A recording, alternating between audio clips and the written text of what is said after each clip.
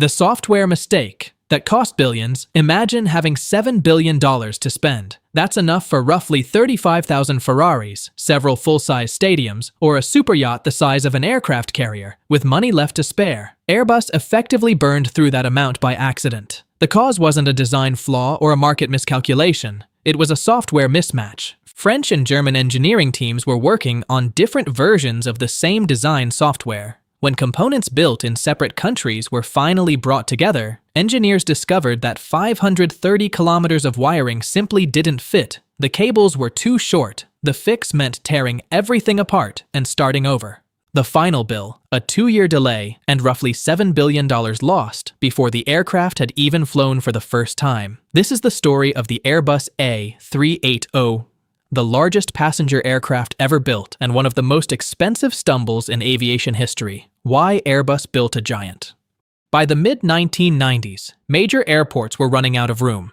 Heathrow, Frankfurt, Tokyo, and Dubai were all near capacity, and there was no space left for new runways. Land was limited, and residents objected to the noise of expansion. The solution Airbus proposed was simple in concept. Instead of 100 flights carrying 200 passengers each, why not run 50 flights carrying 500 passengers? Fewer takeoffs, more people moved. At the time, Boeing dominated long-haul travel with its 747, introduced in 1969. Airbus wanted to take that title. They launched the A3XX program and let airlines decide its future through orders. Even the final name, A380, was chosen strategically. The number 8 is associated with luck and prosperity across much of Asia, and Airbus hoped Chinese carriers would respond. They didn't. China ultimately ordered just 5 aircraft. In December 2000, Airbus formally launched the program with a $13.5 billion budget. Singapore Airlines, Emirates, and Qantas signed on early. Meanwhile, Boeing placed a very different bet. Not a giant aircraft, but smaller, fuel-efficient, long-range jets built for direct routes, eventually becoming the 787 Dreamliner. 2 competing visions for the future of aviation were now in motion. Building the aircraft. No single factory could handle a project this size, so manufacturing was split across Europe. Wings in Broughton, UK, fuselage sections in France and Germany, the tail in Spain, final assembly in Toulouse, France.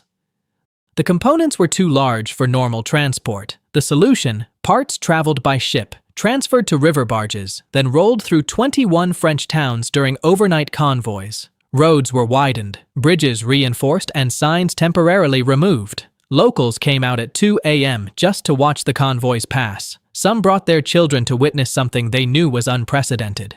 This process continued for 14 years, the entire span of A380 production. Then came the wiring crisis, the CATIA version 4 versus version 5 conflict. The incompatibility forced the removal and reinstallation of 530 kilometers of wiring, costing an estimated $6.7 billion, 2 years of delay, and the jobs of several senior executives. It's remembered as one of the costliest IT failures in aviation history, and it nearly ended the program before it began.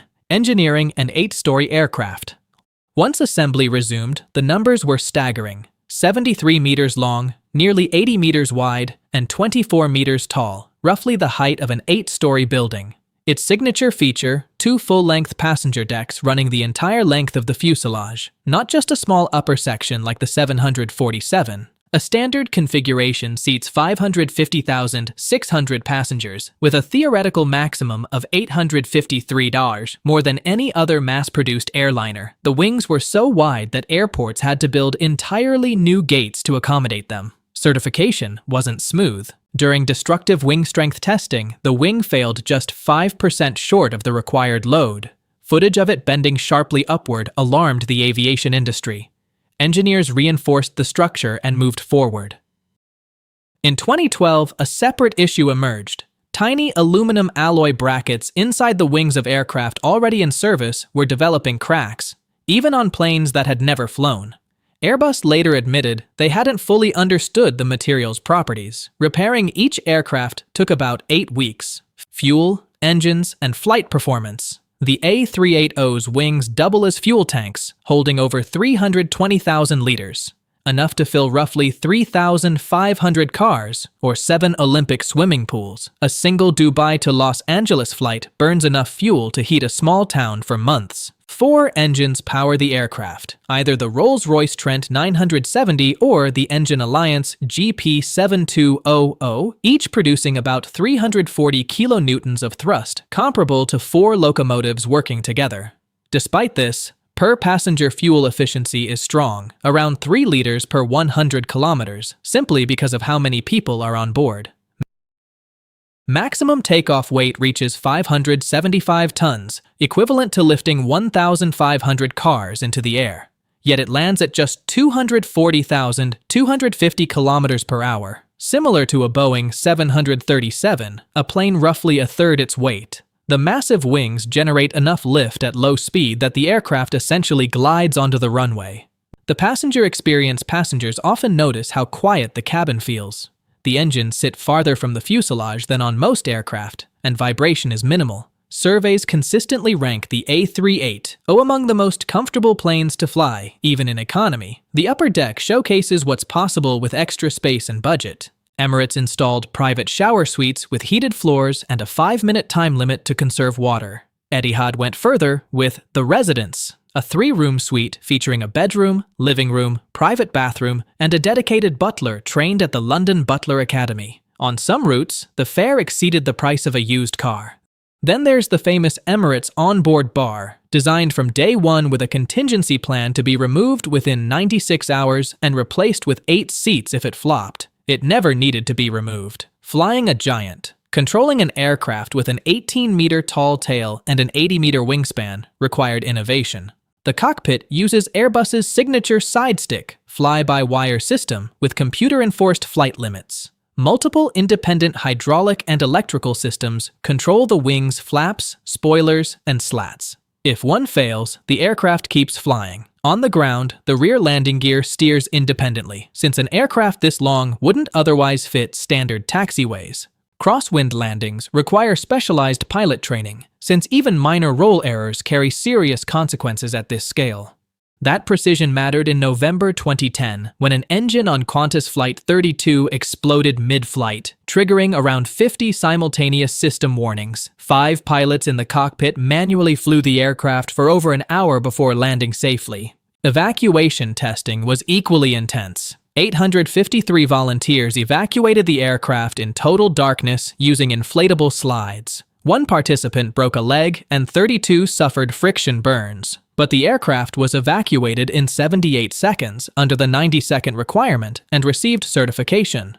The Qantas engine failure was later traced to a manufacturing defect, an oil pipe fractionally thinner than specification, which overheated and caused the engine to disintegrate. Debris damaged part of the hydraulic system, triggering roughly 50 failures. Despite this, all 469 people on board landed safely in Singapore. Reshaping global aviation rules.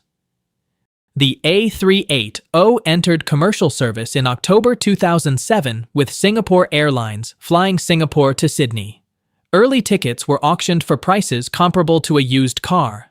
The aircraft was so unusual that the International Civil Aviation Organization created an entirely new weight category, Super, above the previous top tier, Heavy. This meant new separation rules. Any aircraft flying behind an A380 had to wait longer than usual, and airports worldwide updated taxiways and gate spacing to handle its size and wake turbulence. That turbulence proved dangerous in 2017, when a Bombardier Challenger business jet crossed an Emirates A380's wake over the Arabian Sea. The smaller jet rolled 3 times and dropped 2,700 meters. Passengers were injured, and inspectors found the fuselage structurally warped. The aircraft was written off, while the A380 crew had no idea anything had happened, turning around a giant. Once an A380 lands, ground crews have roughly 90 minutes to deplane passengers, clean the cabin, restock catering, refuel, and prepare for departure. Missing that window can trigger hours of delays across the airport. Between 14 and 24 flight attendants work each flight. Thousands of meal trays across multiple cabin classes must be loaded, along with hundreds of pieces of luggage. Refueling happens through hydrant systems built into the wings, moving hundreds of thousands of liters. And there's no room for a standard fuel truck. Airports built dual-level jet bridges just to board both decks efficiently, and some airlines maintain ground crews dedicated solely to A380 operations. Why the program ended? Airbus originally expected to sell around 700 A380s, built around the idea that major hubs would keep growing and airlines would rely on hub-and-spoke networks funneling passengers through central airports. The market shifted instead. Boeing's 787 Dreamliner and Airbus's own A350 offered long-range efficiency for smaller aircraft carrying 250,300 passengers directly between cities. No need to route everyone through a mega-hub. Airlines like Air France and Singapore Airlines began retiring their A380s early. In the end, only 251 were built, and 123 of them went to a single airline, Emirates, which alone kept the program financially viable. When Emirates trimmed its order in 2019, Airbus announced the program's end. The final A380 rolled off the assembly line in 2021, a mystery solved on the ice. One last story stands out. An Air France A380 engine broke apart mid-flight over Greenland, scattering debris across the ice. Investigators spent 4 years searching for a critical 150-kilogram fragment before finding it buried under 4 meters of ice. Studying that piece revealed a previously undocumented issue called cold dwell fatigue, a form of metal fatigue never before observed in real-world aviation. The discovery expanded engineering understanding of metal physics and helped make future jet engines safer. Where the A380 stands today. The A380 still flies today with Emirates, Singapore Airlines, Qantas, and British Airways. Airlines in no hurry to retire one of the most fuel-efficient long-haul aircraft available. The pandemic accelerated retirements industry-wide as airlines avoided bringing back their largest, most expensive-to-maintain jets. Some retired A380s have found new life as airport hotels, letting guests spend the night in a first-class seat without ever leaving the ground. Others were dismantled, their parts kept in circulation to support the aircraft still flying today.